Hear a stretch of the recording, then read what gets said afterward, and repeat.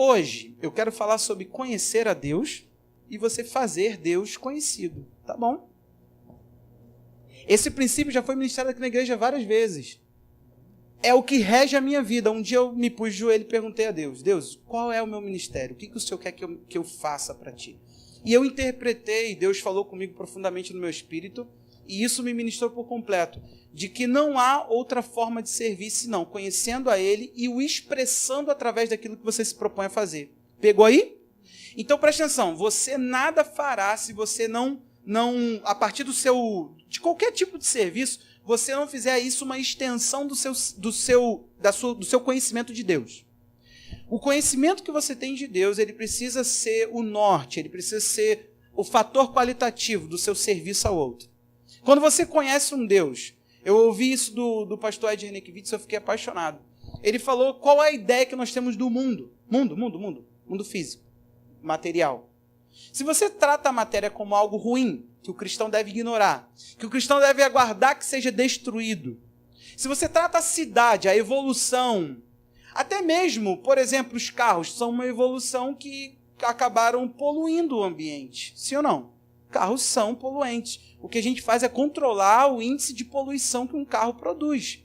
Agora, se você olha tudo isso como algo ruim, como algo descolado de Deus, como se Deus não tem nada a ver com a evolução onde nós estamos, se você olha um ar-condicionado ao invés de um ventilador como uma evolução que não tem nada a ver com Deus, isso aí foi um homem criativo. Se você tem essa perspectiva do mundo material, provavelmente você não vai expressar um serviço a isso, ou você não vai ter isso como algo importante. Aquilo que você não entende a partir da doutrina de Deus de forma correta, você passa a ignorar, você passa a não se envolver. Por exemplo, eu te peço que você peça ao Douglas emprestado um livro que ele tem, Cristão do século XXI. Meus livros, você percebeu que eu falo, olha, se você quiser comprar, o dos outros eu indico, peça ao Douglas. Cristão do século XXI. Esse livro ele fala de como os 3 poderes que nós temos hoje, executivo, legislativo e judiciário, é isso, gente? Esses 3 poderes eles foram baseados, sabe em quem? Pai, Filho e Espírito Santo. Sem piada. O princípio de que 3 falam de um governo perfeito, de um alinhamento de governo. Você pode pedir lá que você vai ver que aonde a economia, por exemplo, ela era totalmente influenciada pelo Evangelho. Aonde o direito era totalmente influenciado pelo Evangelho. E hoje as leis estão aí a cada dia mais se distanciando de nós. Por quê? Porque nós nos omitimos a ocupar esses lugares. Eu não sei se é realidade, mas disseram aí que o Bolsonaro falou, não sei, alguém confirma para mim, que o nosso STF, nosso Supremo, está na hora dele ter um cristão lá dentro. É verdade? Quem poderia indicar alguém que se destaca no direito hoje, ou como um juiz que se destaca e que é declaradamente um cristão? Você conhece alguém? Oi? Não, ele não é cristão. Ele é católico. Tenho certeza. É porque a gente converte. Por exemplo, converteram o Bolsonaro. Bolsonaro não é cristão não, gente. Quem? Esse xingamento aí. Ele está falando alguém ali. Então, meu nome de Jesus, que esse cara chegue lá, porque o Supremo pifou, gente. Está interferindo em coisas que não é da alçada deles. Eles estão votando a questão da criminalização da homofobia. E eles estão pensando totalmente a partir do ponto de fé, de crença que eles têm. Não vem dizer para mim que eles são autônomos, que eles são totalmente imparciais, não. Porque eles não são. Eles têm as suas crenças ali bem alicerçadas e eles põem as suas crenças. E para você que diz que política e religião não se mistura, você primeiro não sabe o que é o Evangelho, porque o Evangelho não é uma religião, é um estilo de vida. Então, se nós pautamos a nossa vida pelo Evangelho, o nosso Evangelho ele deve sim influenciar tudo que fazemos, inclusive as nossas funções. Você não deve ir dentro de suas funções e ficar fazendo proselitismo, porque não é isso. Pregue com a sua vida. Se é um estilo de vida, você não tem como separar isso, deixar isso em casa e ir trabalhar. Então faça você vai entender hoje pela palavra. Eu não estou jogando papo furado aqui não. Estou só introduzindo para vocês entenderem que essa mentalidade escapista do mundo, de o mundo jaz no maligno. Sim, a Bíblia fala sobre isso. Mas você acha que Jesus ele mandou a gente pregar o reino? Aí ele diz assim, olha, entenda o processo de limpeza. Cure os enfermos, expulse os demônios, limpe os leprosos, ressuscitai os mortos. Não parece assim? Chegue no ambiente e ponha ordem nele. Eu sempre trago essa mensagem na minha mente quando eu entendo Jesus enviando a nós, como igreja, para pregar o reino dele. Faça pressão contra aquilo que você entende das trevas e ponha para correr, ponha em fuga os inimigos que ali estão.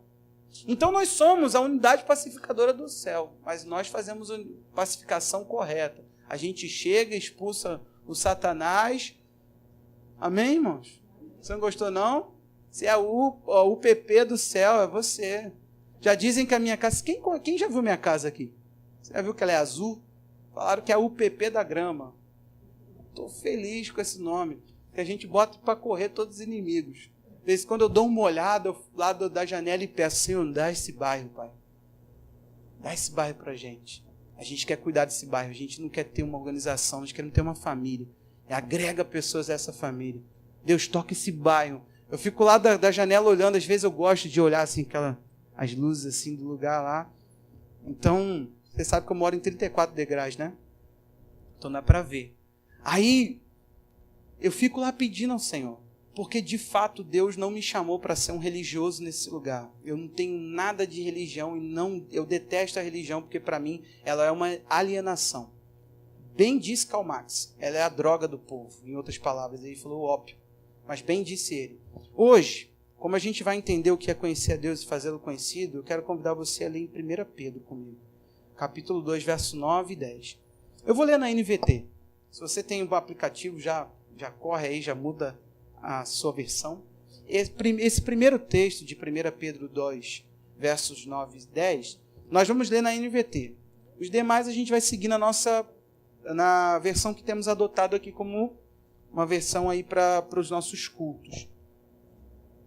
Está escrito assim: vocês, porém, são povo escolhido, reino de sacerdotes, nação santa, propriedade exclusiva de Deus. Assim, vocês podem mostrar às pessoas como é admirável aquele que os chamou das trevas para a sua maravilhosa luz. Antes vocês não tinham identidade como povo, agora vocês são povo de Deus. Antes não haviam recebido misericórdia, agora receberam misericórdia de Deus. Nós vamos falar sobre esse tema, conhecer a Deus e o fazer conhecido. Bom, é interessante esse texto de Pedro, porque você já ouviu diversas mensagens, inclusive pregadas por mim, sobre o verso 9, inclusive lendo apenas o 9. Mas a verdade é que 9 e 10 estão ligados intimamente, não tem como desfazer uma coisa da outra, porque ele está aqui revelando a mentalidade de Pedro, que é um judeu. Você tem que saber disso. Pedro é um judeu que quase virou um judaizante da igreja cristã. Não sei se Paulo tem um pezinho aí, uma pedrinha nessa coroa, como os crentes falam. Não sei se Paulo tem aí alguma participação, mas ele confrontou Pedro quando eles estavam em Antioquia, e Pedro comia com todos os gentios, numa boa. Quando chegou o povo lá de Jerusalém para compartilhar o evangelho, para discipular aquela igreja nova de Antioquia, para participar ali com os irmãos, ele viu Pedro pegando o prato dele de comida e saindo, porque ele dizia que não ia comer na companhia dos gentios. Paulo vira e escracha Pedro na cara de todo mundo, assim, na frente de geral, falando: como é que você, que sabe que ninguém é justificado pela lei, como é que você vira e tem essa postura agora de ser uma pessoa melhor? Então Pedro, ele tinha um judaísmo, gente, encravado nele. Pedro, tanto que ele é chamado de o apóstolo da circuncisão. Ele é o cara chamado para a circuncisão. Paulo falou isso. Pedro, ele foi dado o ministério a ele da circuncisão. Ou seja, Pedro ia lidar com um público-alvo específico, os judeus.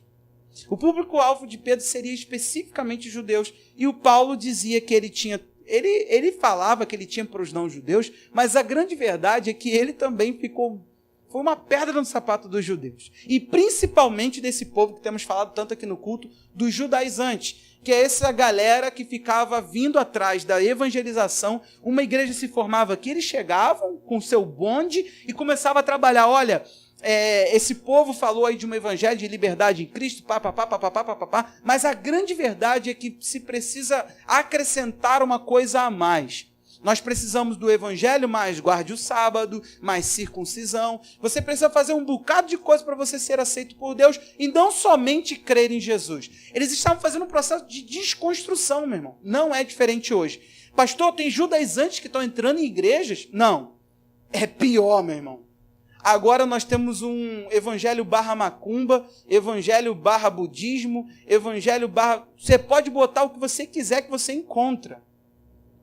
Elementos que lá de fora foram utilizados para várias coisas, evangelho barra psicologia. Agora nós estamos aprendendo a manipular pessoas para sermos pastores. A gente não crê mais na operação do Espírito em escrever a palavra dentro de você. Nós cremos que a gente tem que fazer alguma coisa para te manipular. Afinal de contas, se eu não usar de uma mensagem manipuladora que fica causando sensações em você aqui, você vai achar isso aqui chato, cansativo e não sei o quê. Meu irmão, se é chato para você, eu só tenho uma coisa para te dizer. Você não está em Cristo, porque amor à palavra é o primeiro indicador de que você é apaixonado por Ele, porque Ele é a palavra. E se você precisa de um elemento a mais nesse culto, de gritos, de histeria, significa que você nunca ouviu a palavra, provavelmente você não tem senso de julgamento, você não é uma pessoa cristã, porque a sua fé vem do ouvir e ouvir a palavra. E eu já estou cheio dessa geração com marcas, esses pastores que carregam para os púlpitos personalidades e que falam frases prontas, boca de aço, língua de ferro, se você não abrir a tua boca e não glorificar, pentecostal que não faz barulho, está com defeito de fabricação. Isso tudo são linguagens do Marco Feliciano que se arrastou, e Marco Feliciano chegava à audácia de orar no começo de suas orações: Senhor, eu ainda tenho crédito contigo. A justificação garante uma coisa: nós não temos crédito, quem teve foi Jesus, e nós, por meio da fé nele, recebemos do crédito que ele recebeu. Então eu não tenho crédito como pregador. Eu, como pregador, só estou aqui por causa de um cordeiro que foi no meu lugar e morreu. Só que o que acontece? Mas isso se arrasta. Aí você vê outros que viram: eu estou aqui como um servo de Jesus. São muitos estereótipos, muita coisa trazida para cá que não teve nada a ver com a nossa fé. Falar manso na igreja é ser frio. Falar manso na igreja é ser sem unção. Meu irmão, que todo mundo continue gritando e que um dia eles cheguem à consciência de que eles precisam de um fonoaudiólogo e que minha esposa receba bastante paciente, em nome de Jesus. Amém, igreja? Amém, igreja? Amém. Vocês são pentecostais, não? Você tem que fazer barulho. Bom, deixa eu te explicar o que está acontecendo dessa mentalidade judaica de Pedro. Ele está virando e está trazendo do povo de Israel, ele está ampliando o conceito de Israel sobre a igreja. Ele está dizendo o seguinte: vocês são um povo escolhido, vocês são um reino de sacerdotes, porque Deus falou isso.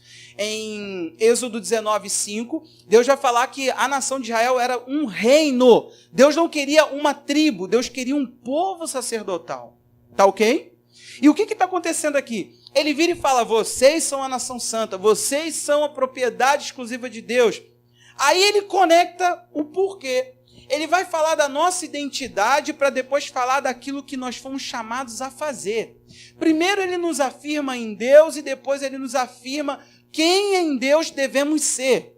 Ele diz que em Deus, eu e você precisamos ser pessoas que mostram às demais o como é admirável, o como é belo, ou as virtudes na sua versão, daquele que nos chamou das trevas para a sua maravilhosa luz.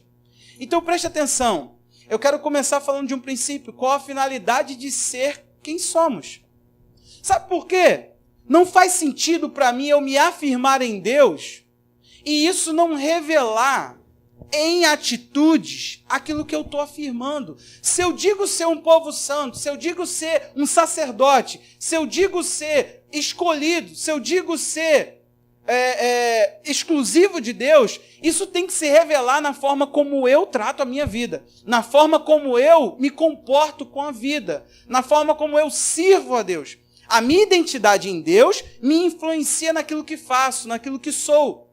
Esse é o problema. Eu fico me perguntando o que nós, como cristãos, o que você está vendo a igreja, essa aí que você chama a igreja de Jesus, o que está acontecendo com essa noiva de Cristo, com esse movimento que eu acredito que Jesus está construindo.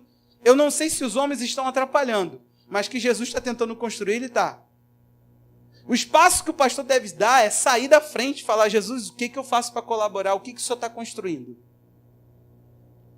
E eu observo que nessa construção que a gente chama de igreja, essa igreja que se autoafirma noiva do Cordeiro, que se autoafirma luz das nações, que se autoafirma aquela que as portas do inferno não combatem contra ela, que não pode ficar de pé. Se essa noiva é tão poderosa assim, o que está acontecendo? Eu acredito que, primeiro, já que nós não conhecemos quem Deus é, nós nos comportamos de forma muito tímida. O nosso comportamento no ministério, no serviço a Deus, no serviço às pessoas, que eu quero que você entenda que servir a Deus é servir gente. Amém? Você não tem como dizer que ama a Deus sem que você sirva ao outro.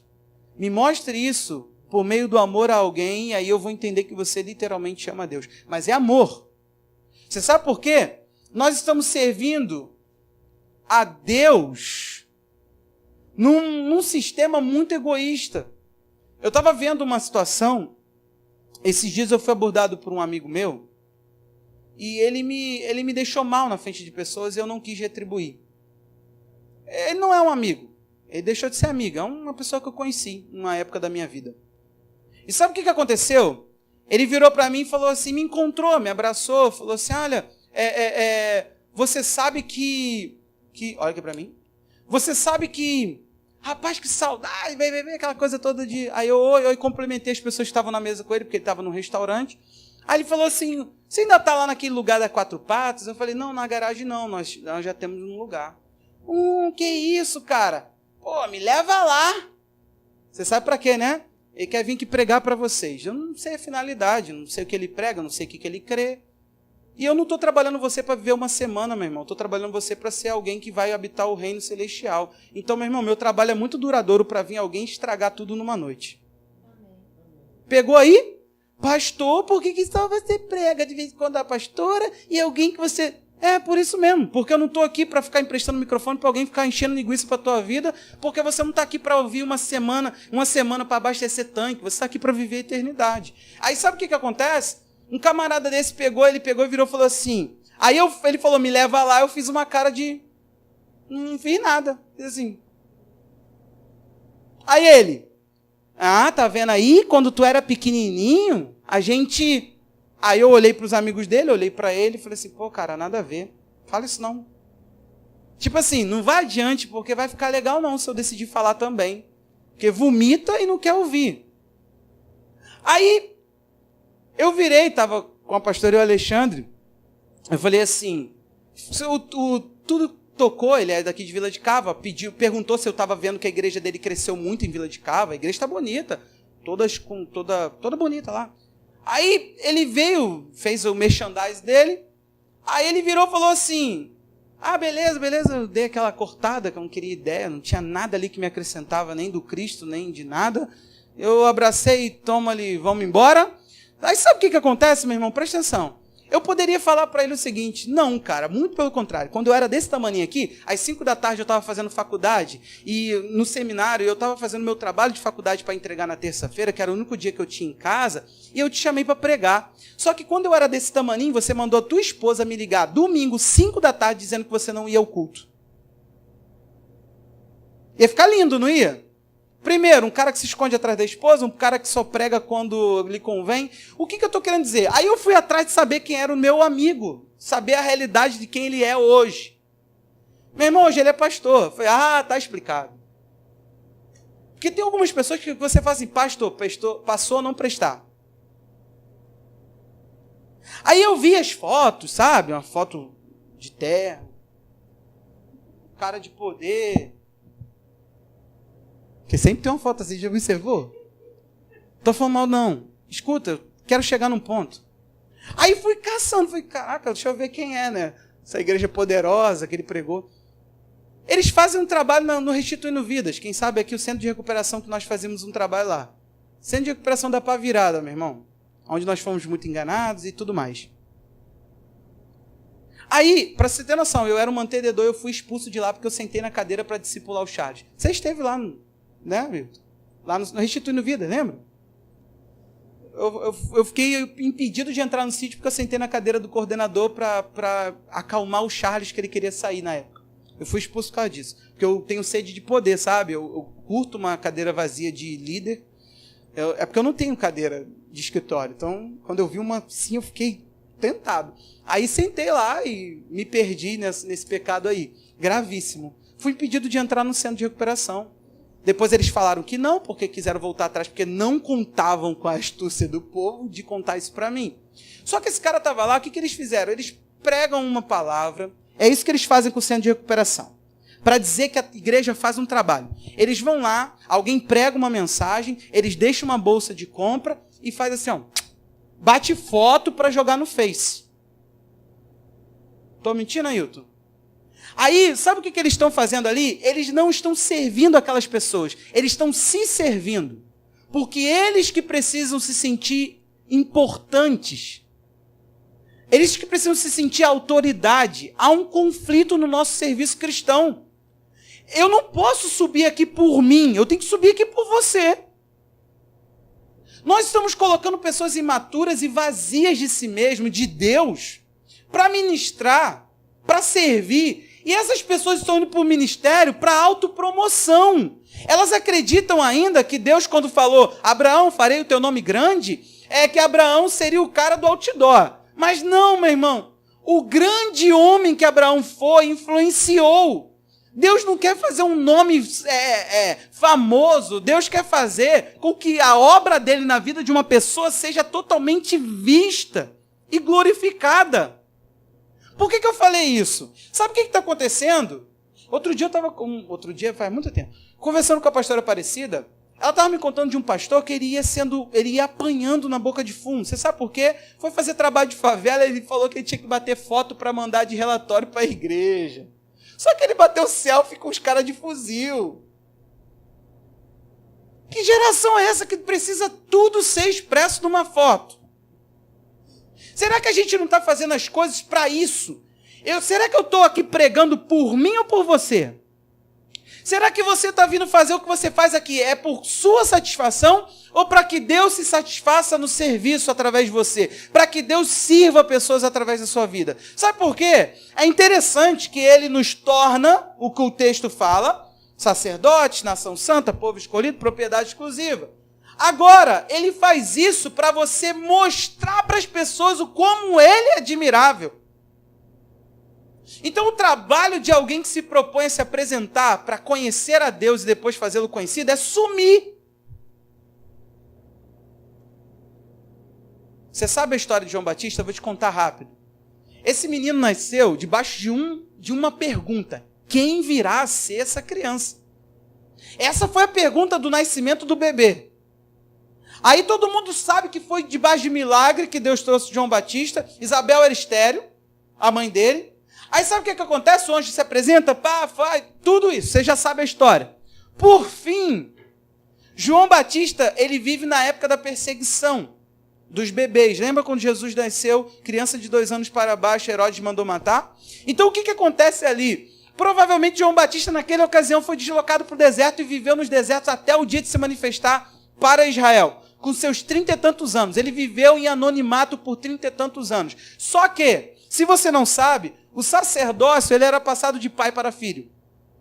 O pai de João Batista era sacerdote.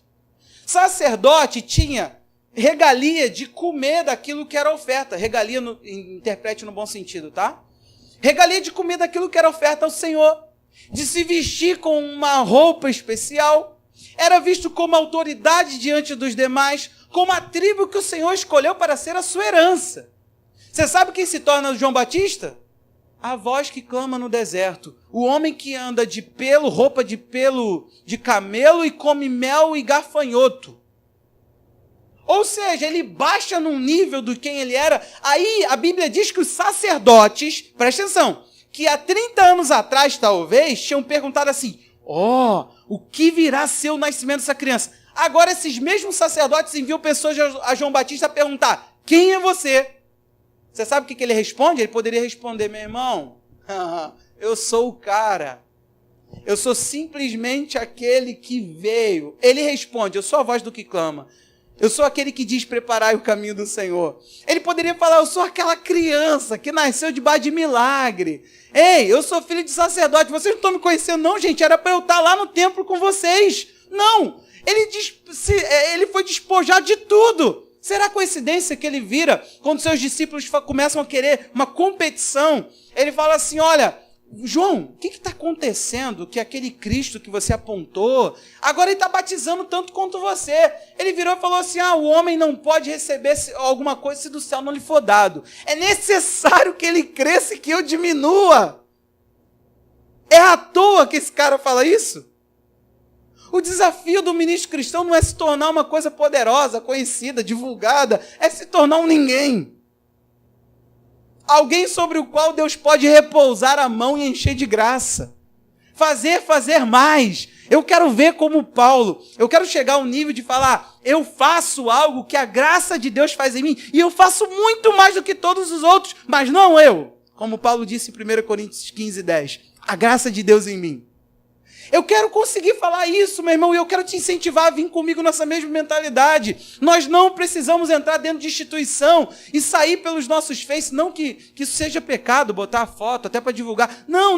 Eu estou dizendo o seguinte, você dizer hoje, serviço no centro de recuperação, eu já vi isso acontecer aqui. Pessoas que não se envolveram com nada, vão lá, batem uma foto e jogam no Face, coisa que nem eu que estava lá sempre, ouvindo pessoas, sentando com gente para bater papo. Olha o meu trabalho excepcional. Então não vem para cá, meu irmão, botar hashtag ministério, hashtag centro de recuperação, hashtag não sei o que das bandas, hashtag orfanato. Se você não tem um coração em Deus vazio de si. Sabe por quê? Para eu ir para o outro e me colocar, não na palavra, mas nas atitudes como servo do Vitor, eu tenho que estar muito vazio de mim. Então sabe o que acontece? A nossa identidade não está refletindo. Por exemplo, você acaba de cantar que simples como Jesus você quer ser, mas a simplicidade é algo que você não aplica. Você acaba de dizer que você quer ser puro, que você quer ser as mãos dele. Você acaba de dizer que ele tem que te usar. Que, aliás, usa-me. Você cantou tudo isso para Jesus, mas quando isso vai para o dia a dia, meu irmão, a gente fala, Jesus, vai com calma. Esse negócio de ser tuas mãos aí é assim... A gente cantou lá porque botaram o cântico para cantar. Não tem nada a ver com isso. Eu não me comprometo em ser tuas mãos e nem muito menos em ser teu coração pureza para ninguém, para nada. Então não faz sentido. A nossa identidade não está influenciando as nossas atitudes. Então não faz sentido. Ou você está perdido em quem você realmente é para Deus. Eu vou apostar nessa noite. Você não sabe porque você não conhece da onde você parte, o teu destino eterno, da onde a sua origem eterna, você não conhece o Deus que está te gerando, por isso você está tendo as atitudes que está tendo, cheia de si. Eu vou te fazer uma pergunta a você que já foi naquele centro de recuperação comigo. Para servir eles, dá para chegar lá assim? Dá? É para chegar lá e ouvir, hoje não tem feijão, vamos fazer só macarrão. Tem como comprar um extrato de tomate para gente? Tá todo mundo gripado. O posto não está atendendo em Vila de Cava. Então, está todo mundo gripado até hoje, doente. E não tem o que se fazer. Esse é o lugar, irmão. Eu estou levando pessoas lá para ver. Porque geralmente, sabe o que eu fazia? Eu ficava trazendo um relatório e eu indo com alguns. Não, eu estou levando, uma leva. Vai comigo e olha. Faço questão, Charles, mostra o sítio para os irmãos. Tem que sentir o odor do dormitório, fedido. Isso tudo. Tem que entender que o bagulho é louco. Tem que entender que o negócio está fora de controle e não tem dinheiro para pagar tratamento bom. Se a gente puder fazer um plano de saúde para cada dependente químico que procurar a gente e internar eles na clínica Jorge Jaber, essa parada não podia chegar lá. Doutor Jorge, né? A gente teve acesso a ele, mas Doutor Jorge é um homem muito bom, cara. Muito. Dá curso de graça para você que quer ser terapeuta em dependência química pela clínica Jorge Jaber. Dá curso de graça. E várias pessoas de renome, psicólogos, psiquiatras, passam pelo curso do Dr. Jorge Jaber. Ele tem muito a ensinar. Mas podia dar um suporte para a gente. É ou não é, irmãos? Amém? Dá um suporte para a gente fazer um trabalho gratuito, porque o mais barato aqui em Miguel Couto, aqui em Figueira, aliás, Tinguá, que eu achei foi R$900. E aí? R$900. E não é uma clínica, não. Eu perguntei o que dava direito, porque como terapeuta eu quero saber o que passa aí, o que se faz. Não, eles fazem atividades, como é que eles chamam? Não. Terapia ocupacional. Eu falei, que maneiro, o que é a terapia? Não, é capina do sítio, limpeza. Eu chamo isso de trabalho. Não chamava... Aí eu pensei, por R$900 o cara ainda vai virar empregado?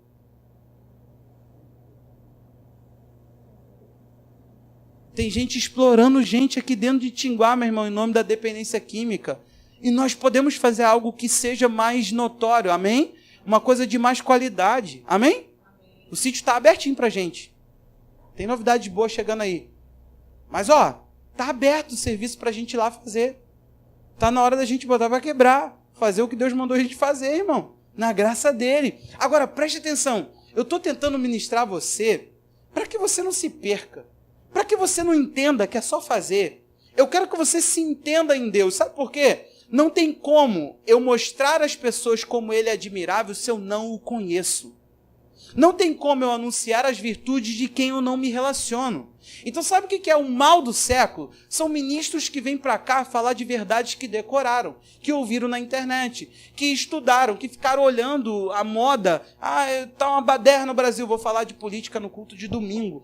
Meu irmão, está na hora da gente pegar e entender que o céu está se movendo, que o Pai está fazendo. Deus não é um Deus parado, Jesus não é um Cristo sentado no trono, Ele está se movendo pelo meio da igreja, só que Ele quer que a igreja o conheça, porque Deus não quer que você leve a sua história. Pastor, eu nunca cheirei, como é que eu vou para dependente químico? Eu também não, irmão. O Charles outro dia falou assim, é bom o pastor às vezes esclarecer que não cheirou, porque ele fala umas paradas que parece que... Mas eles ficam tudo com essa dúvida, sabia? Às vezes eu esqueço de falar que não sou dependente químico, e depois a pessoa me chama no cantinho, pastor, senhor já usou também? Não. Não.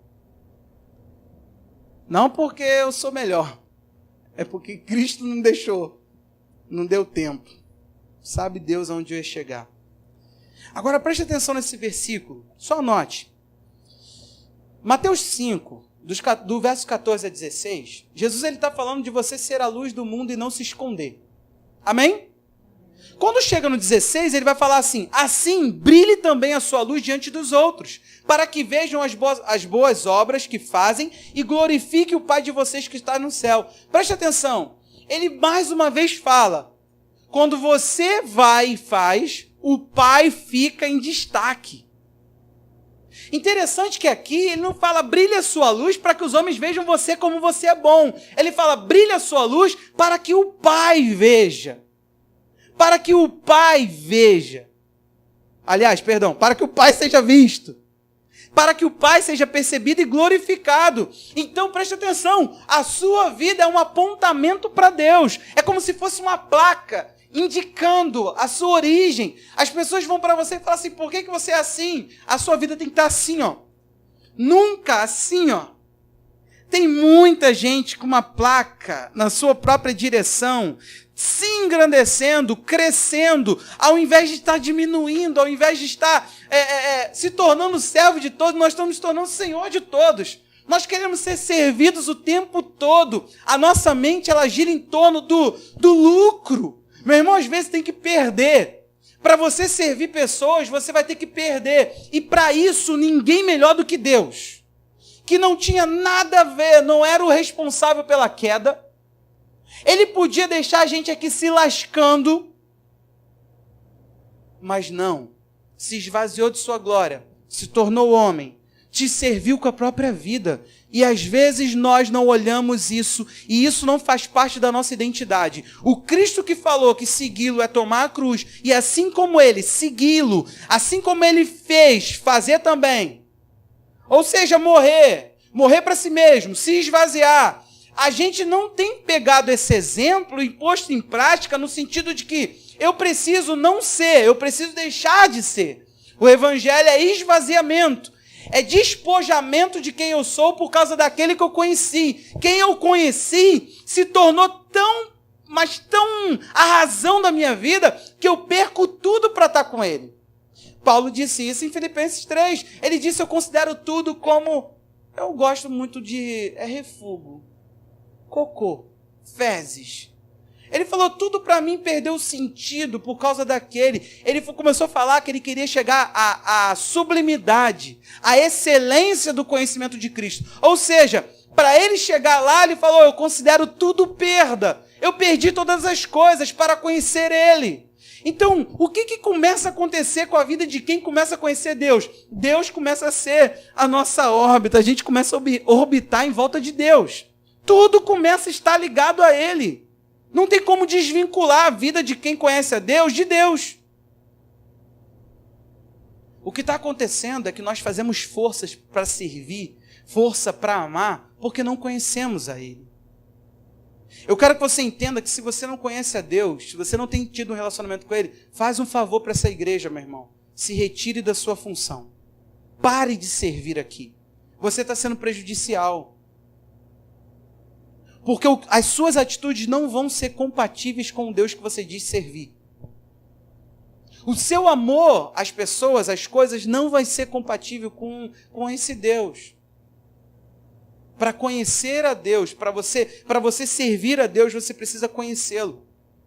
Você precisa ter chamego, você precisa ter essa questão de perder todas as coisas por Ele. A Bíblia diz que quem encontrou o reino é semelhante a um homem que achou uma pedra preciosa num terreno, jogou a pedra de volta, enterrou, esperteza, ó, pezinho aqui, ó. Foi lá, vendeu tudo que tinha, por causa da alegria que ele ficou, e comprou aquele campo para obter aquela pedra preciosa. Isso é a atitude de quem tem um reino. Perde tudo por amor àquilo.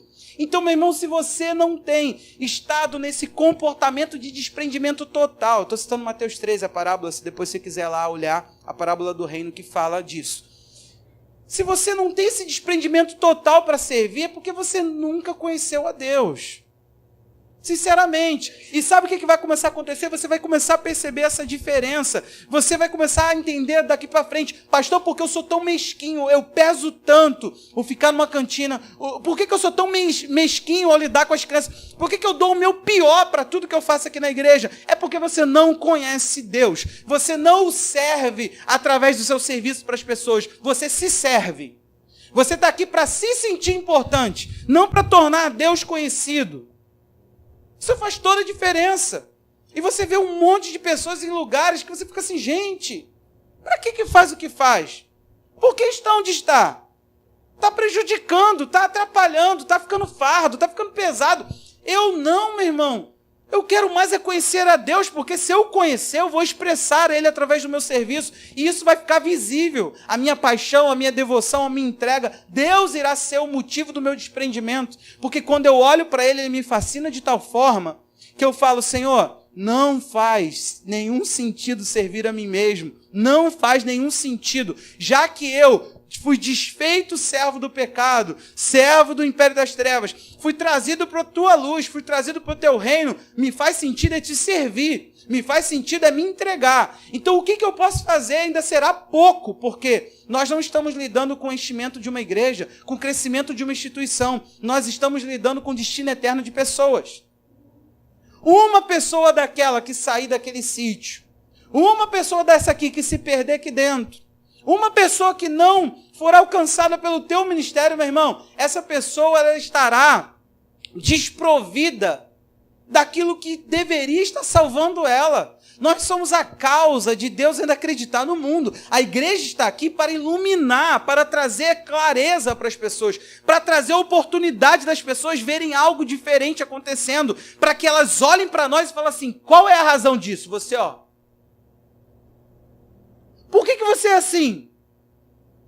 Meu irmão, não é feio. Aqui, quem foi lá no centro de recuperação comigo, levanta a mão, por favor. Eu vou insistir, esse vai ser o meu exemplo da noite. Deixa eu te explicar uma coisa. Você viu aquele lugar lá? Você acredita que tem pastor que tentou ganhar dinheiro com aquilo?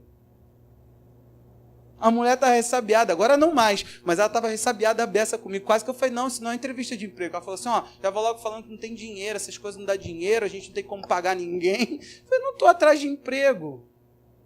Não estou atrás de emprego. Você acredita que tem gente... Gente, fala aí. Uma pessoa dessa não faz coisa para si? O outro entrou lá dentro para tirar as pessoas e levar para um quartinho que ele fez aqui em cima ali da minha casa para encher a igreja dele. Fala que essas pessoas estão fazendo por pessoas, gente. Tirando as pessoas do tempo de tratamento, se colocando como líder do negócio para ficar roubando gente. Meu Deus, que nível é esse que a gente chegou?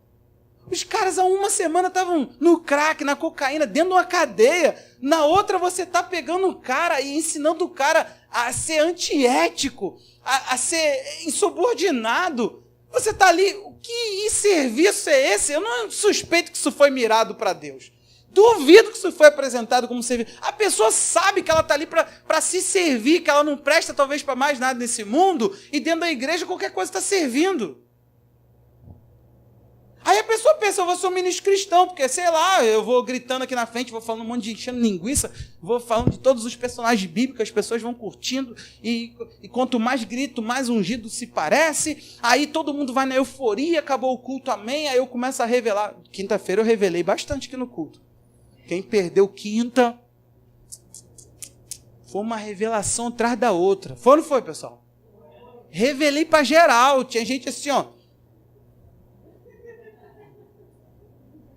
Foram uns revelamentos aqui profundos da minha alma. Então, sabe o que eu quero te incentivar? Você precisa talvez ter a sua identidade restaurada. Você não sabe de si. Talvez está acontecendo isso. Você não sabe se perceber em Deus. Você não sabe se entender. Meu irmão, uma nação santa, um povo exclusivo de Deus, um povo, porque eu estou falando errado, né? Sacerdócio real, nação santa, propriedade exclusiva de Deus, está faltando um. Vamos lá. Geração eleita. Todas essas questões eram termos usados para o povo de Israel. Você sabe o que era Israel? Você quer saber o que é Israel? Israel é o lugar onde Deus plantou para ser uma luz para as nações. O lugar de onde se iriam proceder a lei do Senhor. A palavra de Deus seria pregada. Deus promete restaurar Israel e a identidade de Israel no livro de Isaías inteiro. Pode ler o livro de Isaías. E você vai ver que Isaías ele fala sempre de um Deus que restaura o povo para restaurar a sua terra. O povo vai ser restaurado para então tudo ser restaurado. E ele fala que esse povo serviria de luz para as nações, que as nações viriam adorar. Então a igreja, meu irmão, ela serve como esse mesmo lugar. O mesmo lugar foi dado à igreja como lugar onde Deus escolheu para plantar as pessoas que viveriam a sua lei na íntegra. Claro, você tem que saber interpretar, e nós sabemos que a lei do Espírito de vida hoje em Cristo Jesus é a que nos liberta da lei do pecado e da morte. Amém? Romanos 8:2. Porém, nós precisamos entender que a nossa identidade ela tem que ser restaurada porque nós já saímos das trevas para a luz. O cristão ele não vai sair, ele já saiu. Você precisa compreender quem você é. Talvez está muito obscuro para você ainda a vida. Por exemplo, Jesus ele é chamado de luz da vida por João. E é interessante que, olha o que João vai fazer lá no Evangelho, capítulo 1. Vai lá comigo. Jesus ele trouxe isso para nós, essa iluminação, essa coisa perfeita. E alguns aqui têm vivido de forma trágica, de forma não sábia, de forma inútil, desculpa a palavra, mas é isso. Porque você não tem olhado para Jesus com um ângulo certo, você não tem se visto nele. Porque olha que interessante, a gente poderia chamar, eu já ouvi um termo muito interessante sobre o capítulo 1 de João, que ele é o Gênesis do Evangelho. Porque você sabe que o nosso Gênesis, lá da antiga aliança, começa no princípio, criou Deus, os céus e a terra. Aqui nós temos, no princípio, capítulo 1, verso 1, era o verbo. O verbo estava com Deus e o verbo era Deus. Ele estava no princípio com Deus. Todas as coisas foram feitas por ele e, sem ele, nada do que foi feito se fez. A vida estava nele. A vida era a luz dos homens. A luz dos homens, presta atenção, a vida estava nele e a vida era a luz. Agora vamos seguir. A luz resplandece nas trevas e as trevas não prevaleceram contra ela. Lá no começo do nosso Gênesis 1:1, fala que no princípio Deus criou os céus e a terra estava, porém, sem forma e vazia. Havia trevas sobre a face do abismo e o Espírito de Deus se movia pela face das águas. Aí, olha que interessante, Deus começou falando assim, ó, haja luz. Aqui a Bíblia diz que Jesus ele pegou a vida e falou, haja luz. A vida era a luz. Então como é que Jesus faz para iluminar? Ele nos dá vida. A vida que ele nos dá já nos esclarece, já nos clareia, já traz para nós o sentido pleno das coisas. Só que o que está acontecendo? Nós estamos vendo cristãos que entram na vida Jesus e que não tem diferença alguma. Vive tanto quanto o outro sem sabedoria. Vive tanto quanto o outro para si mesmo. É isso que eu estou te falando, meu irmão. Desculpa, mas uma pessoa que bate foto com um terno jogado para trás, assim, com um relojão no pulso, não está puro, não.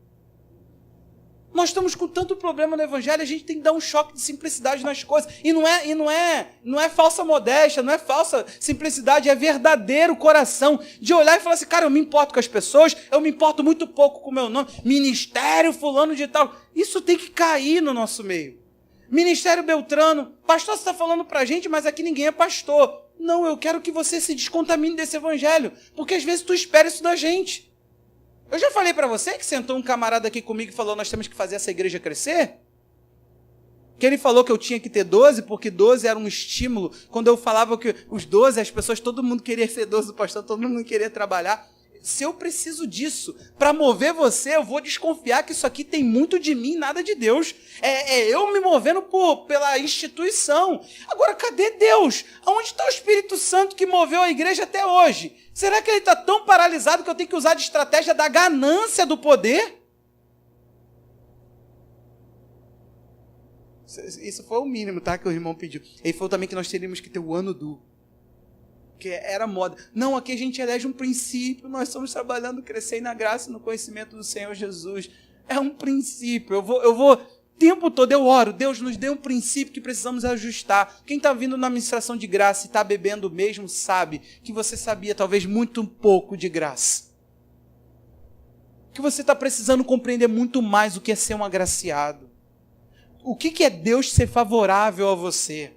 Talvez você vê um Deus muito contrário à tua vida, então você está precisando dessa mensagem. É por isso. Agora, até quando nós vamos ficar nesse modismo todo, nesse gospel maldito e com um ar de coisa de Deus, sabe? Até quando a gente vai fechar os olhos para as coisas que são feitas em nome próprio, pessoas que estão em próprio nome, indo por si mesmo, e a gente vai estar até almejando ser como essas pessoas? Depois que eu saí da conversa com meu amigo, eu olhei para ele e falei, cara, eu acho que eu não faço mais parte disso não, cara. Faz tempo que eu não me identifico com essas paradas. Eu tô cheio disso, cara.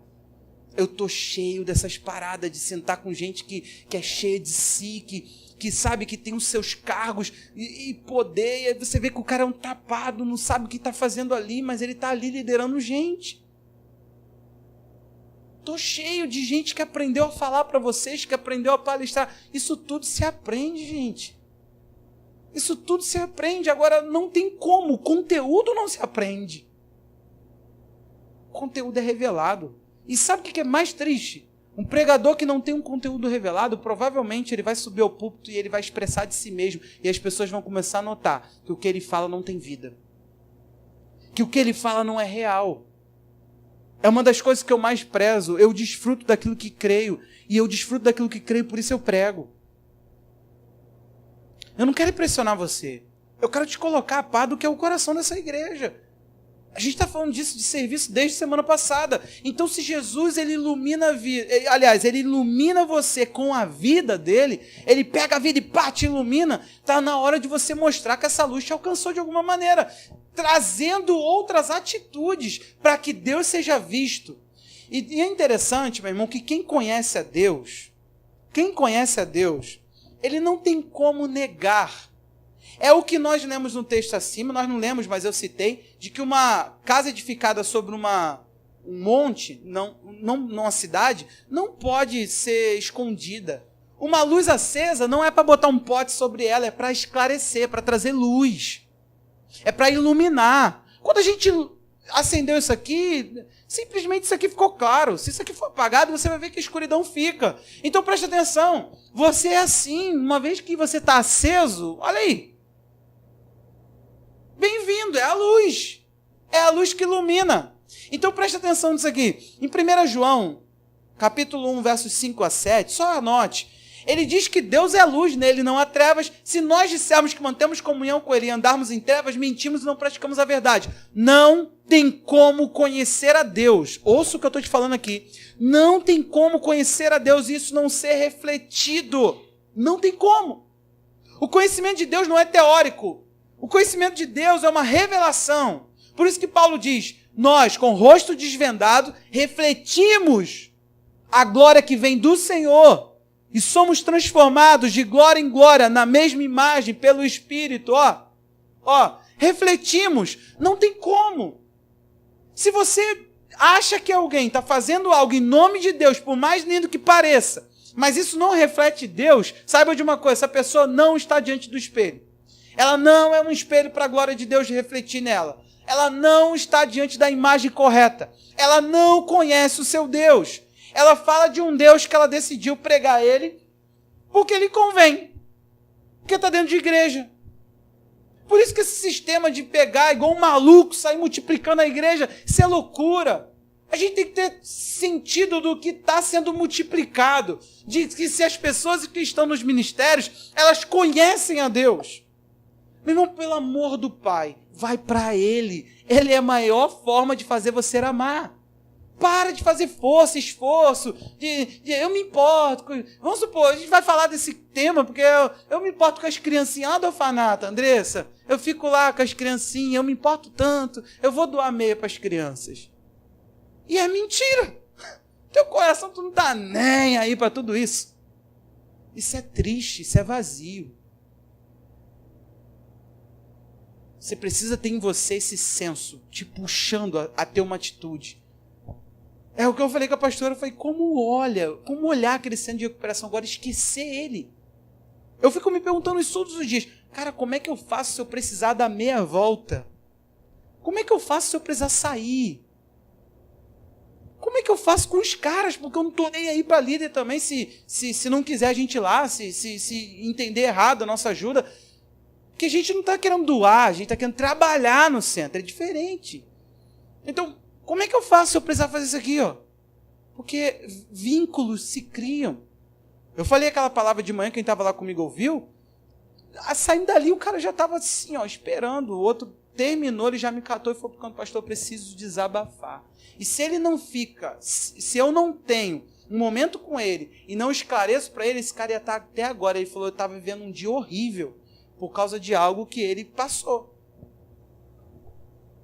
Então, a palavra daquela manhã já ajudou um. Acabou.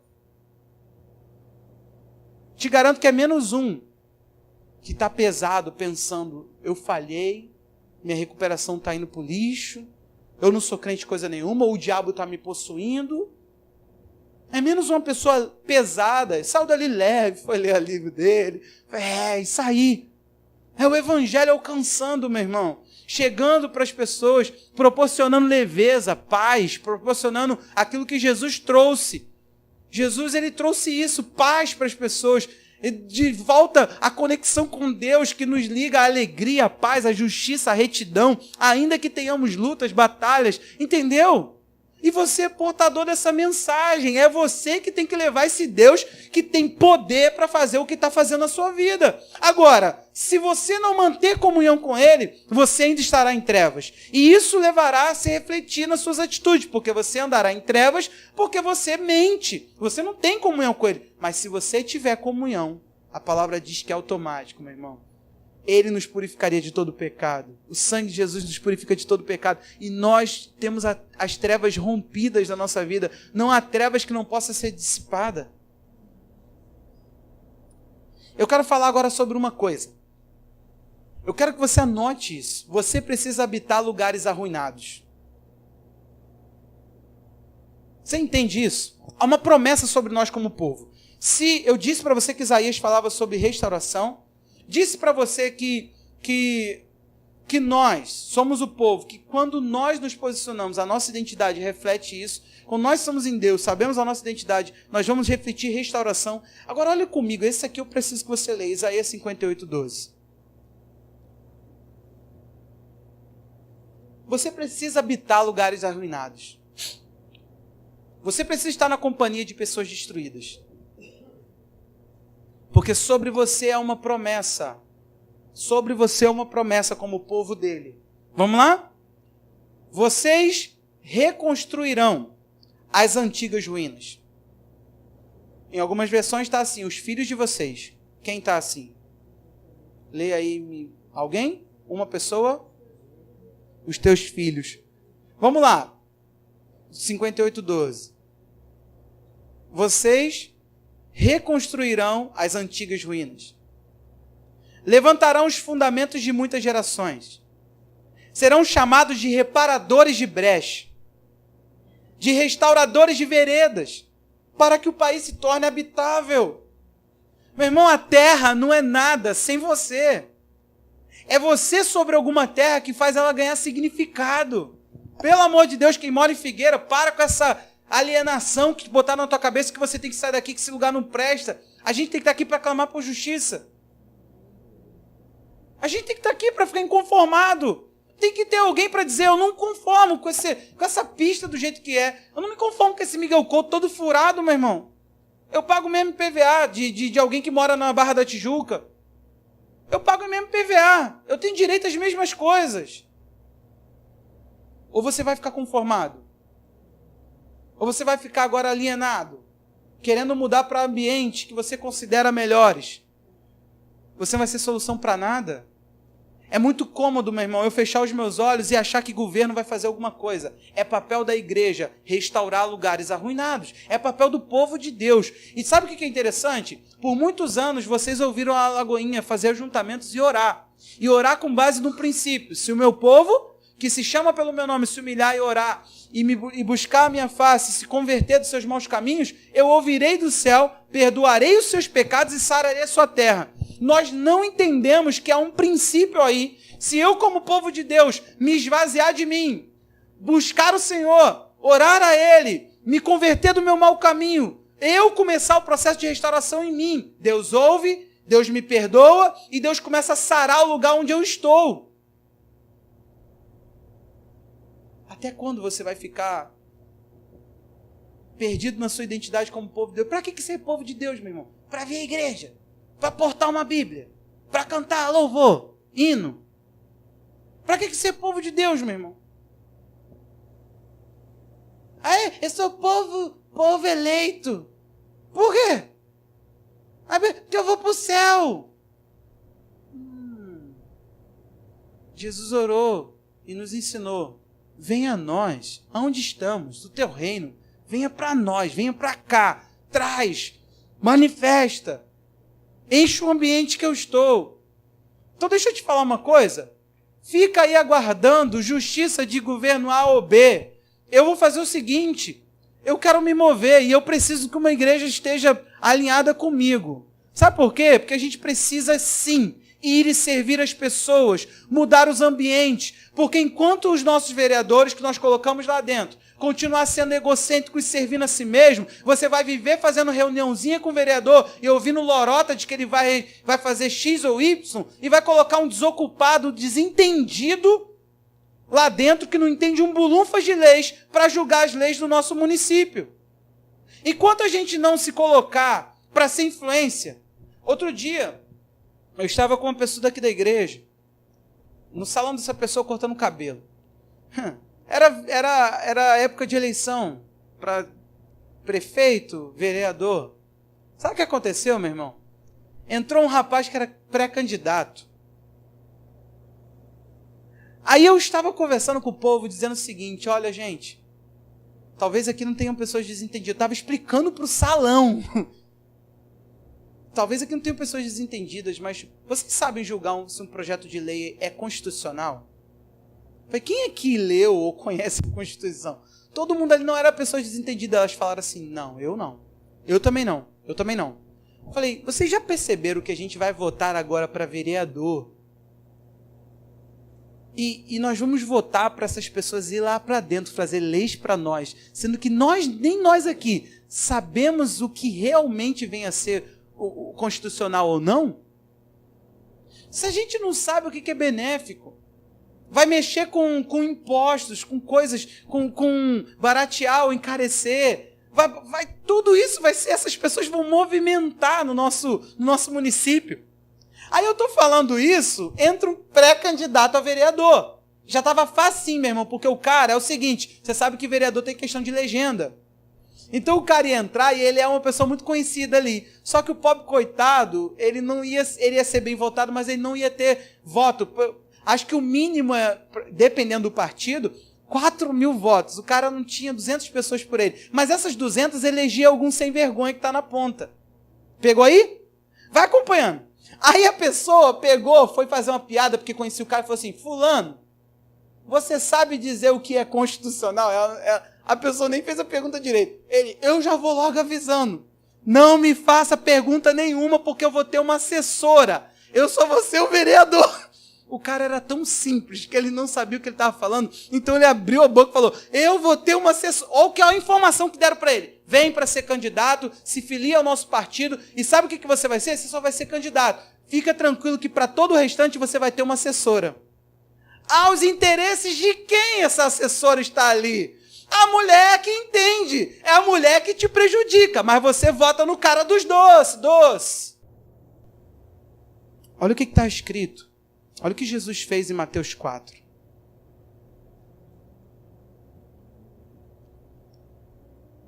Ao ouvir que João tinha sido, 4:12. Ao ouvir que João tinha sido preso, Jesus voltou para a Galiléia e, deixando Nazaré, foi morar em Cafarnaum. Perceba isso. Situado à beira-mar, na região de Zebulon e Naftali. Isso aconteceu para se cumprir o que tinha sido dito por meio do profeta Isaías. Terra de Zebulon, terra de Naftali, caminho do mar, além do Jordão, Galiléia dos gentios. Povo que vivia em trevas viu uma grande luz. Aos que viviam na região da sombra da morte, resplandeceu-lhes a luz. Daí em diante Jesus começou a pregar e a dizer, arrependa-se, porque está próximo ao reino dos céus. Meu irmão, Jesus, ele foi morar.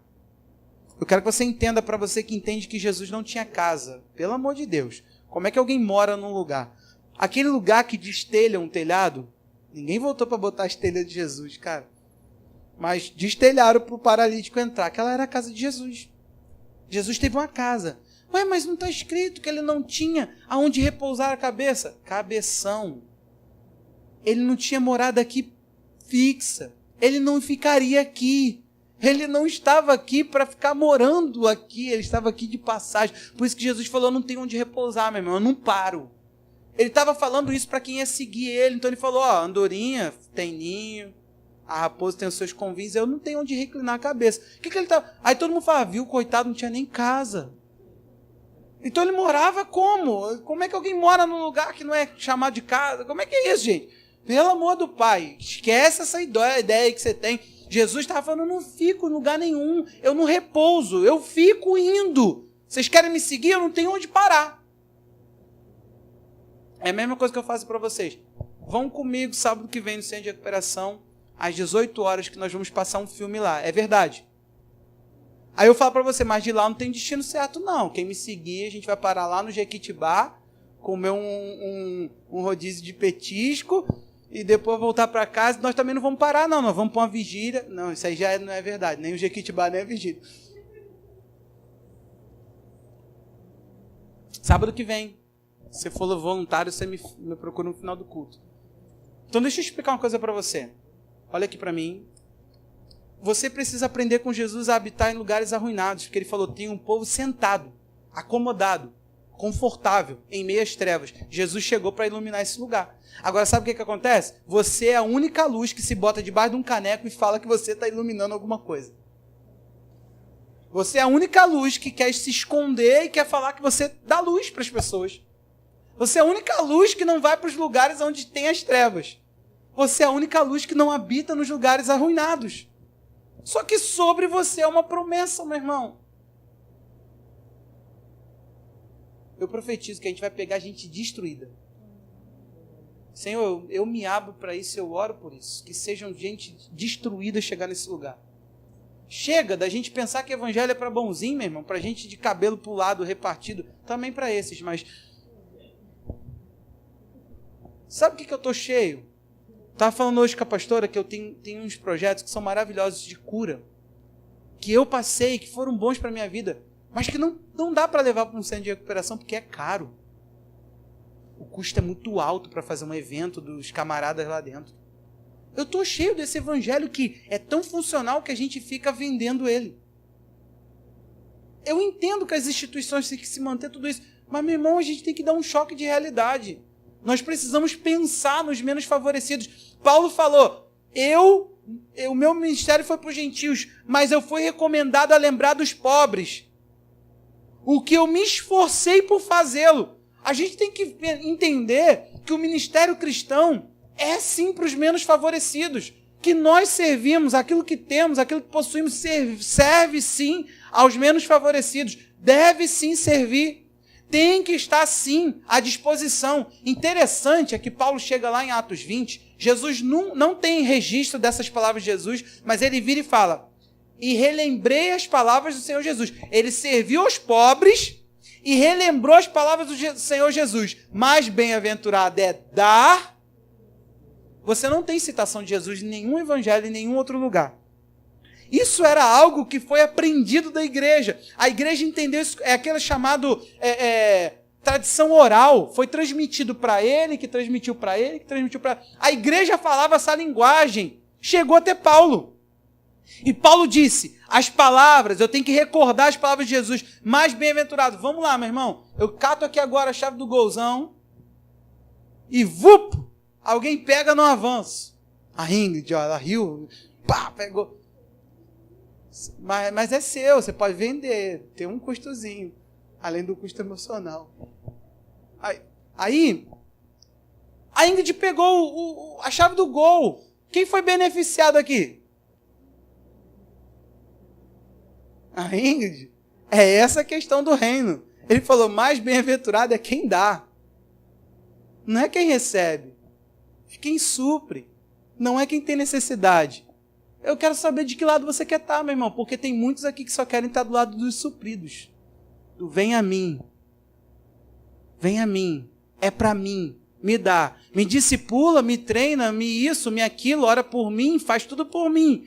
Mim. Tudo é você. Você é o centro do universo. Seu ministério é por causa de você. Tudo é você. O problema é que a recompensa cristã é você ter para oferecer e não você ter para receber. Pelo amor de Deus, se dá um pouco mais. Pastor, eu já me dou muito. Tá bom. Lembre-se que aquele que você diz servir custou a vida.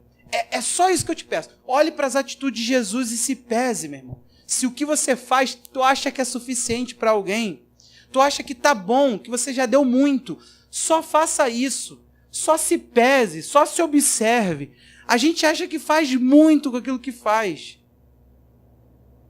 Eu posso dizer como pastor, essa igreja é extremamente preguiçosa para servir os outros.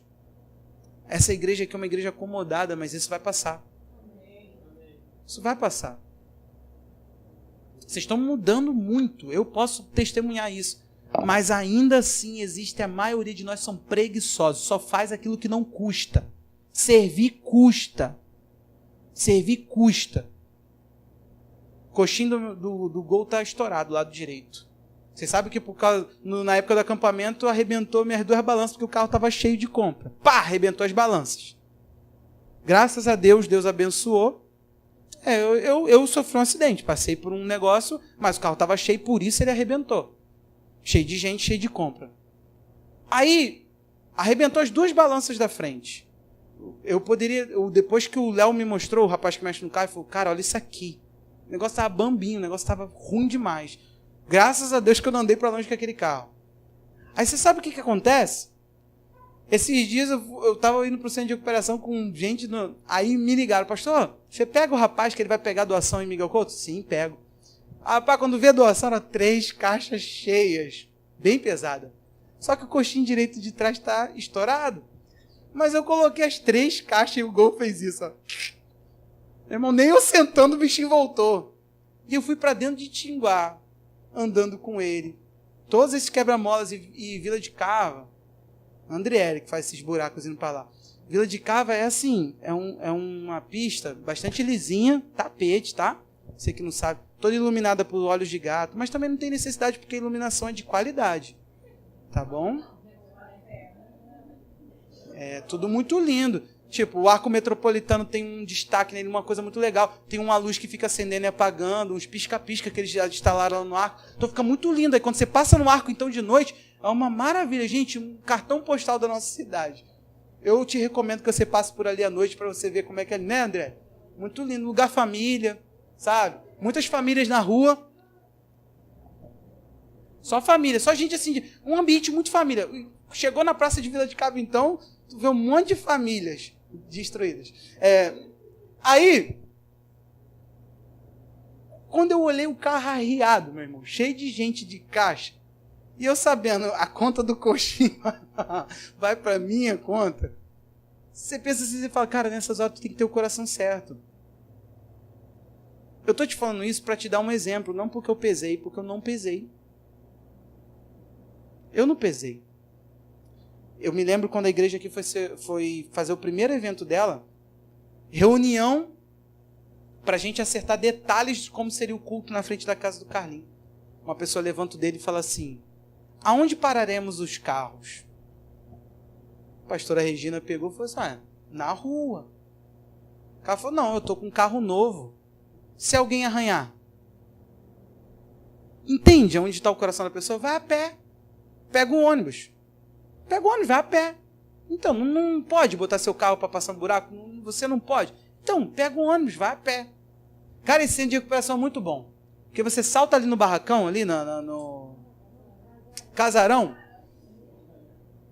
Ali naquele lugar, mal assombrado, não passa ali a pé não. Hein? Tu é crente, tu não acredita nessas coisas não, né? Os discípulos de Jesus é super supersticiosos. Eles falavam assim, fantasma toda hora. Ah lá, supersticiosos, tá? Eu sei falar. Fantasma, fantasma. Então, mas você que é crente, você pode passar lá no casarão que os fantasmas não vão lidar com você. Pode ficar tranquilo.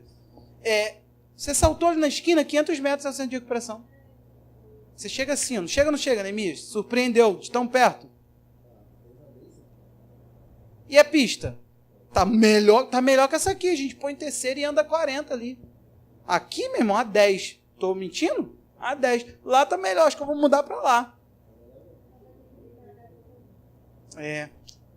Vou mudar a igreja para lá, então. Aí, deixa eu falar com você agora.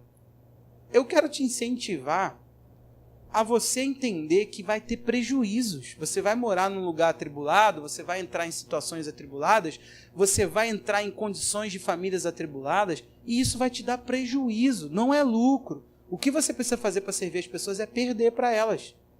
Sempre você vai ter que se dar mais do que vai ganhar, ou a Bíblia diz que o verdadeiro amor é fazer por quem não pode te retribuir. Eles querem vir aqui. Eles falaram que vão vir andando, é só a gente liberar. Tão doidos. Eles falam, vocês sempre visitam nós, agora nós que vamos visitar vocês. Caraca, vou vir andando. Fica por exemplo para você, ó, Marcelo, que não quer ver o culto, ó. Hein? Brincadeiras à parte, meu irmão. Deixa eu te incentivar uma coisa. Entre em algum buraco negro aí, para você iluminar. Tá na hora de você entender que o evangelho é para esses. Covardia pressupõe que você não entende o seu Deus. Alienação, ilha da ignorância, ficar na sua ilha do evangelho perfeito, sabe? Famílias perfeitas, realidades perfeitas, essa realidade bonitinha que você vê, sabe? Aquela culto, todo mundo de terno, uma coisa linda, sabe? Aquilo ali não é a realidade do evangelho. O evangelho é perca, é pessoas despojadas, é pessoas vazias, é pessoas que dizem que se entregaram pelo Cristo, porque o Cristo se entregou por nós. Agora, é isso que a Bíblia fala, nós precisamos viver para Ele, porque Ele morreu por todos nós. Então, se Ele morreu por todos, logo todos morreram. Está na hora da gente morrer. Está na hora da gente entender que a entrega dele é parâmetro para a nossa. E, meu irmão, Deus te quer servindo. Deus te quer sendo as mãos dele, não só no louvor que você cantou aqui, que é muito bonito. Deus não te quer somente você falando que você quer ser usado. Se você quer ser usado, entre na zona de conflito, entre no fogo. Porque querer ser usado sem ter a necessidade, eu não vejo sentido o Espírito Santo pegar agora, te dar um poder para curar os enfermos e você nunca orou por um. Não é assim. Uma vez uma pessoa falou assim, os sinais seguirão, os sinais seguirão os que creem. Aí ele disse o seguinte, ele falou assim, na verdade, o texto deveria fazer o seguinte, pressupondo que crer é fazer, porque ele falou assim, porão as mãos sobre os enfermos, curarão. Expelirão os demônios. Ele está falando, na verdade, os sinais seguem aos que fazem. Não é os que creem, porque tem muitos que dizem crer no sentido de que eu sei que é. Isso não é crer, meu irmão. Crença é atitude, é ação, é promover obras. Então, pelo amor de Deus, conhece o teu Deus e faz ele conhecido. Esse é o desejo dele. O coração dele é só esse. Se você começar bem, o teu ministério começa bem, quando você para com essa palhaçada de querer saber, Deus não me falou meu ministério. Meu irmão, não pega uma chupeta de uma criança que cai na frente da pessoa, meu ministério. Não lava um banheiro para ninguém, não abraça ninguém, não olha para ninguém, não conversa com ninguém. E que é ministério? O problema é que você vai servir aquilo que você menos quer estar perto, pessoa, gente. Aí que é ministério. Você está querendo é poder, você está querendo é lugar, você está querendo aparecer, você está querendo ser visto. E não vem com falsa modéstia, porque tem muita gente que precisa reaver aqui se o ministério que vocês fazem para você, ou se vocês fazem para Deus e para pessoas. Isso vai medir a qualidade do teu serviço. A gente precisa parar com isso. De uma vez por todas, nós não servimos a essa realidade cristã que está por aí, de meu nome, Ministério Jefferson Santos. Ia ficar bonito. Eu falo que eu não tenho nome de pastor, mas Ministério Jefferson Santos ia ficar bonito. Lid já ia fazer um logo, uma parada assim muito bonita. Ministério Jefferson Santos, fogo descendo. Ia ficar uma parada muito tei. E eu ia ter que virar pregador pentecostal porque tei. Ia ficar muito maneiro, cara. Mas eu ia ter que virar pregador pentecostal, porque Jefferson Santos não tem um nome. Nós vamos ceiar hoje. Você sabia disso? E sabe o que eu quero que você faça? Que você reaveje a tua fé. A ceia do Senhor é um momento para você olhar para Jesus e se perceber. Estou ou não em uma aliança? Minha aliança está ou não correta? Eu estou nele ou não? Isso faz sentido? As minhas atitudes que eu estou aliançado com ele são atitudes de alguém que realmente está nele? Condiz com aquilo que eu conheço, aquilo que eu aplico? Pelo amor do Pai. Não faz desse momento um momento simplesmente da gente pegar e cumprir um ritual. Esse momento é um momento de vida. Gente, vamos, por favor, não ande, transite, que não acabou o culto. Vamos ficar aí quietinho no nosso canto. Nós precisamos ser mais entendidos dos princípios e aplicar os princípios na nossa vida. A ceia é para que a gente celebre o fato de que a vida de Jesus entrou em nós. De que nós nos alimentamos dele e que o sangue dele sobre a nossa vida nos purifica de todo pecado, nos dá vida nele. Eu preciso que você hoje saia daqui resolvido com Jesus. Eu preciso que hoje você saia daqui entendido da vida cristã.